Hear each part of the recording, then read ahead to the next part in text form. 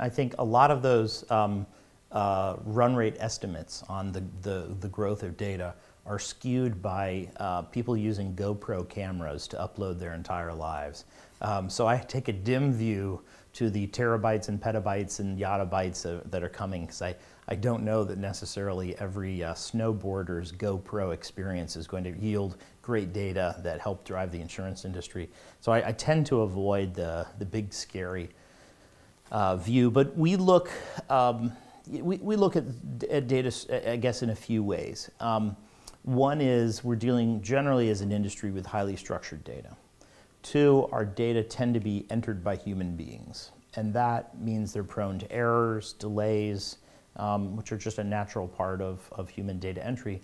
So we look constantly not only at what we have, but how to improve upon the processes to yield it. How can we create some alliances or co-ops around data in the industry so that we all can agree on certain conventions and certain customer names and things like that.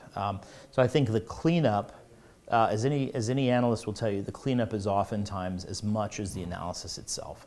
We find that to be at least true, even with the structured data that we're dealing with. So we're trying to effectively get ourselves out of that box. The third is unstructured data can help, but it really depends on the signal to noise ratio. If I told you that if you took a backhoe and you dug up your backyard, you had a 1 in a million chance of finding a gold nugget, would you rent the backhoe? I wouldn't.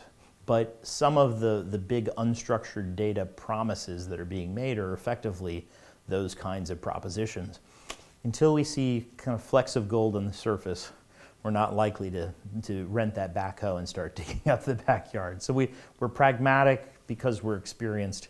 We're focused mainly on the data problems that we see, but we are expanding to make sure that we improve data quality in our industry as best we can.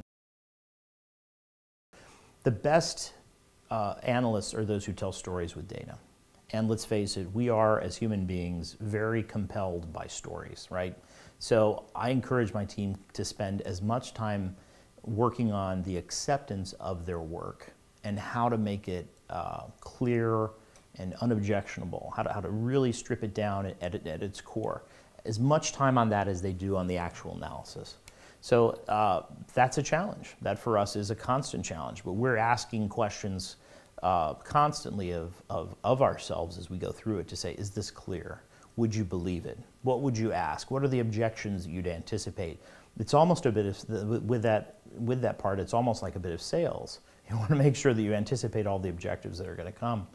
I think at its core, the best analysis are the kinds where you really can have good critical tests, very good hypotheses, clean critical tests. You bring in clear data to refute a hypothesis and make sure that everybody understands that. So it's not often that we have clean puddles. We often have very muddy puddles as we go through it. But we try to tell at least the best stories we can from our efforts. It can, yeah. If you go back to my previous answer, I mean, we are always looking for the cleanest, clearest hypotheses to test. And you're looking for the critical one that will refute a hypothesis, knowing that you can't prove oftentimes. So one of the things I would say that I've learned in the past, and I've encouraged my people to do, is actually a lesson taught by John Elder.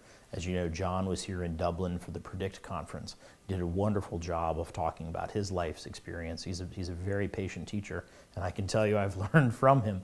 He asks people to think about that storytelling bias and the inherent bias that underlies, that sort of lies underneath, where we're looking to have kind of convenient answers. And in many cases, statistically, flip the zeros and the ones that you're trying to explain, let's say, in a particular model. See if in fact, you are telling a story, and flip them even randomly, I should say. See if your desire to tell a story is insatiable and is biasing the work that you're doing. I think that kind of thought process really leads people to step back and say, what are the first principles here? What can we establish as the fundamental truths? And from that, how do we expand? So it sets up a good process. So if you have that in mind, it sets up a good process by which You get buy-in from people. You look for those clear tests. You find ways, even statistically, to make sure that you're not, fudging the numbers, because you're coming up with these clear tests, and you're doing so with an audience, so it's not necessarily one person's work that's swaying. All those things can help to shape an organization's analytical approach and to make sure that they look and by all means possible are as unbiased as possible.